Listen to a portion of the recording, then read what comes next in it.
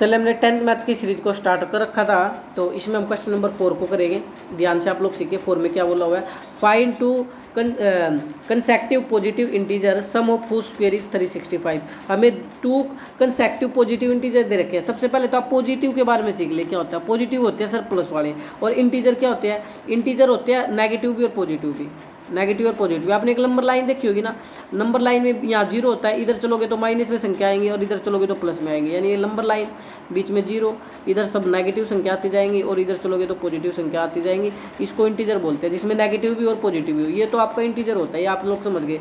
लेकिन इसने पॉजिटिव और इंटीजर, एक बात को ध्यान देखें, इसने कंफ्यूज करने के लिए आपको इंटीजर भी बोला लेकिन साथ में पॉजिटिव भी बोला। तो जब ये पॉजिटिव भी बोला और इंटीजर भी बोला तो इसका मतलब सिर्फ प्लस वाले लेने हैं, माइनस वाले आप ले नहीं सकते हो। चले अब आप लेट कर लो, let first positive integer, let the first positive, P लिख देता हूँ और इंटीजर को आई लिख देता हूँ, तो इसको एक्स सेलेक्ट कर लो आप। ठीक है, फर्स्ट पॉजिटिव इंटीजर एक्स हो गया, फर्स्ट पॉजिटिव इंटीजर एक्स हो गया, तो so the consecutive positive integer. हमें फिर कंसेक्यूटिव लेना है, कंजेक्टिव लेना है। तो कंजेक्टिव क्या होता है? Consecutive positive integer, consecutive positive integer. इस कंसेक्यूटिव का मतलब क्या होता है? लगातार। मान लो पहली संख्या 6 से है तो इसकी कंसेक्यूटिव क्या होगी? 7 होगी। 6 के बाद क्या आता है? 7। तो यानी लगातार जो नंबर होते हैं, आपको मैं दोबारा बता रहा हूँ, जैसे आपने एक नंबर को आपने 8 लिया तो इसका कंसेक्टिव क्या होगा? यानी इसके बाद आने वाला 9 हो जाएगा। ठीक है, आप 10 है तो इसका कंसेक्टिव क्या हो जाएगा? 11 हो जाएगा। अब आपने बोला कि सर फर्स्ट नंबर x है तो इसका कंसेक्टिव क्या हो जाएगा? x + 1 हो जाएगा, क्योंकि 10 में 1 ऐड करोगे 11, 8 में 1 ऐड करोगे 9। तो ये अप्रोच आपको आनी चाहिए। चले अब आप इसको सीख सकते हैं। तो ये कि फर्स्ट नंबर अगर आप फर्स्ट पॉजिटिव इंटीजर x ले रहे हो तो कंसेक्टिव पॉजिटिव इंटीजर क्या हो जाएगा आपका? x + 1। क्या हो जाएगा आपका? x + 1। अब अकॉर्डिंग टू क्वेश्चन आप लोग चले। अकॉर्डिंग टू क्वेश्चन में क्या आप लोगों को बोल रहा है? देखिए आप लोगों को बोला हुआ है कि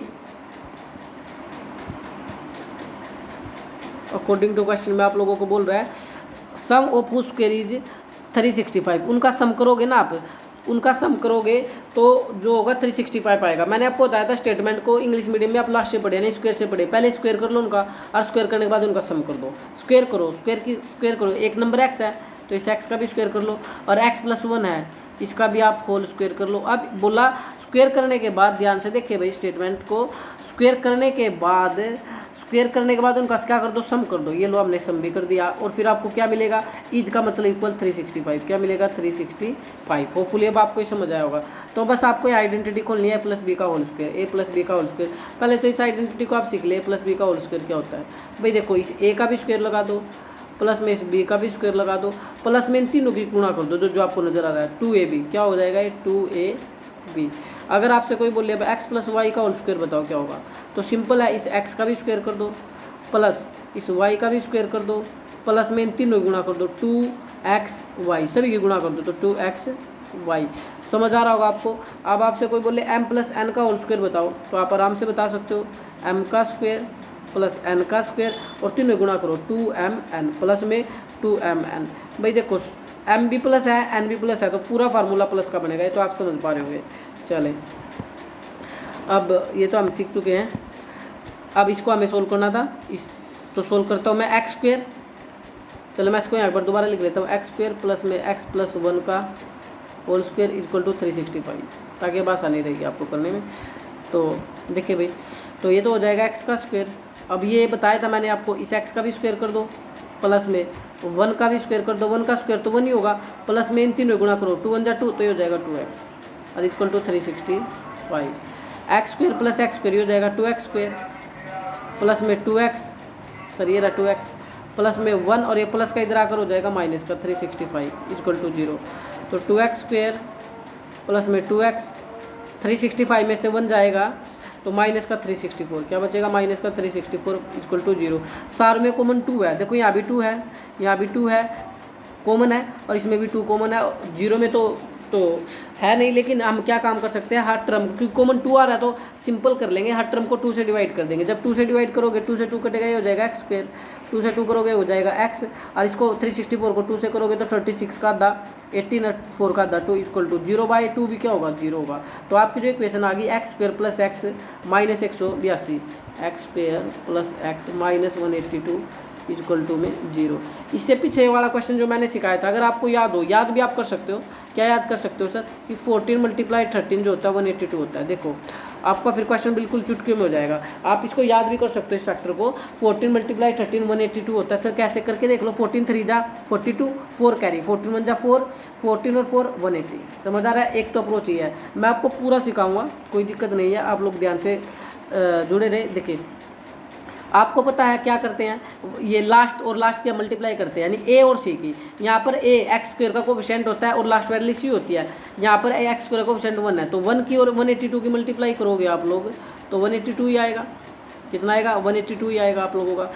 अब क्योंकि 182 तो आ गया है, 182 के फैक्टर करने पड़ेंगे, तो 182 के फैक्टर कैसे संभव है सर, कैसे करें? तो इसके लिए मैंने तुम्हें बताया, लास्ट साइन को देख लो। लास्ट साइन है माइनस का, लास्ट साइन किसका है? लास्ट साइन है माइनस का। जब माइनस होता है तो हम एक काम करते हैं, एक्स का जो कोफिशिएंट होता है उसको ऊपर से चलते हैं। एक्स का इस एक्स का कोफिशिएंट तो सर 1 है, तो इसके ऊपर से चलो। तो हम ऊपर से चलेंगे तो एक्स के ऊपर 1 के ऊपर क्या आएगा? 2 3 4 5 6 7 8 9 और 10। चलो यहाँ 9 और 10 को यहाँ ले लेता हूँ। 9 और 10 मल्टीप्लाई हमेशा 1 से शुरू करेंगे। 1 2 3 4 5 6 7 8 और मल्टीप्लाई यहाँ अगर 9। हमें चाहिए था कितना? 182। ध्यान दो, हमें फैक्टर तो 182 के करने हैं, तो 10 9 जा 90। अभी तो अभी 90 पर पहुँचे हैं, 182 के नज़दीक है। तो फिर आगे बढ़ो, 11 12 13 14 मल्टीप्लाई करो। 10 11 12 13, क्योंकि 90 था 182 के नज़दीक है। इसकी करो 11 10 जा 110, बिल्कुल हम नज़दीक पहुँचते जा रहे हैं इसके। हमें 1 + 2 चाहिए, जहाँ 2 आएगा वहाँ रुकेंगे। 2 1 जा 2, एक तो यहाँ भी आ रहा है 11 और ये 2, 3 2 जा 6, ये नहीं हो सकता। 4 3 जा 12, ये भी हो सकता। तो इनमें से मल्टीप्लाई करके देख लो। अब आपको पता है इसकी 12 की 11 से करूँगा, सभी को आती है। 11 से करनी 2 1 और 2 3 132, हमें चाहिए 182, तो ये फैक्टर भी नहीं है। 14 × 13 करोगे तो आपका आंसर आ जाएगा 182। मल्टीप्लाई आप खुद करके देख सकते हो। तो एक 14 और 13, लेकिन साथ में हमें एक कंडीशन और वेरीफाई करनी थी। वो कंडीशन क्या? हमें एक्स का कोफिशिएंट 1 है ना, तो इस एक्स का कोफिशिएंट जो है वो भी हमें चाहिए, वो भी हमें चाहिए एक्स का कोफिशिएंट भी। तो एक्स का कोफिशिएंट 1 है, 1 क्या बना पाएगा? यस। 14 में से 13 गया, 14 में से 13 गया, कितना हो जाएगा भाई? 1। इसका गैप भी कितने का है? 1 का है। तो आपका ये जो कंडीशन है सेटिस्फाई होती है, तो आप करो एक्स स्क्वायर, तो एक फैक्टर हो गया, प्लस में 14x और एक फैक्टर हो गया माइनस का 13x माइनस 182 इक्वल टू में 0। पहले 2 में कॉमन लो, लास्ट 2 में कॉमन लो। तो यहाँ कॉमन है सर x, एक x कटेगा तो x प्लस में 14, ये साइन हमेशा सेम आएगा। अब ये जो ब्रैकेट आई है यहाँ 13 और 182 में अगर आप कॉमन ना निकाल पाओ तो ब्रैकेट सेम आएगी, x प्लस 14 रख दो आप लोग इक्वल टू में 0। अब यहाँ कॉमन क्या आएगा सर? फर्स्ट को फर्स्ट से डिवाइड कर दो, x को 13x से डिवाइड कर दो, सॉरी 13x को x से डिवाइड कर दो, x से x कटेगा तो 13 आएगा। क्या आएगा? कॉमन 13। तो ब्रैकेट आपकी सेम थी, एक तो फैक्टर हो गया x प्लस 14 और एक फैक्टर हो गया x माइनस 13 इक्वल टू 0। तो x प्लस 14 इसको भी 0 के इक्वल रखो और x माइनस 13 इसको भी 0 के इक्वल रखो। तो ये प्लस का उधर जाकर तो हो जाएगा माइनस का, और ये माइनस का उधर जाकर हो जाएगा प्लस का। हमें पॉजिटिव इंटीजर चाहिए थे। ध्यान से देखो क्वेश्चन को, अगर आपको याद हो क्वेश्चन ये रहा। हमें चाहिए था, हमने फर्स्ट पॉजिटिव इंटीजर लेने हैं, पॉजिटिव इंटीजर। तो फर्स्ट पॉजिटिव इंटीजर जब हमको लेने हैं तो ध्यान देंगे, फर्स्ट पॉजिटिव इंटीजर तो आपका जो आ जाएगा फर्स्ट पॉजिटिव इंटीजर, हमने उसको x मानना था। तो आप माइनस 14 लोगे या 13, क्योंकि तो माइनस है, तो नेगेटिव है, तो कंसीडर ही नहीं होगा, ये तो इम्पॉसिबल है, तो आप 13 लेंगे। फर्स्ट पॉजिटिव इंटीजर x माना था, x वैल्यू है 13, तो कंजेक्टिव सेकंड पॉजिटिव इंटीजर वो क्या आ जाएगा आपका 30x प्लस 1 आप लोगों ने मानना था, तो x वैल्यू है 13, 13 प्लस 1 कितना हो जाएगा आपका 14, कितना हो जाएगा आपका 14। होपफुली आपको क्वेश्चन समझ आया होगा। जय हिंद, जय भारत।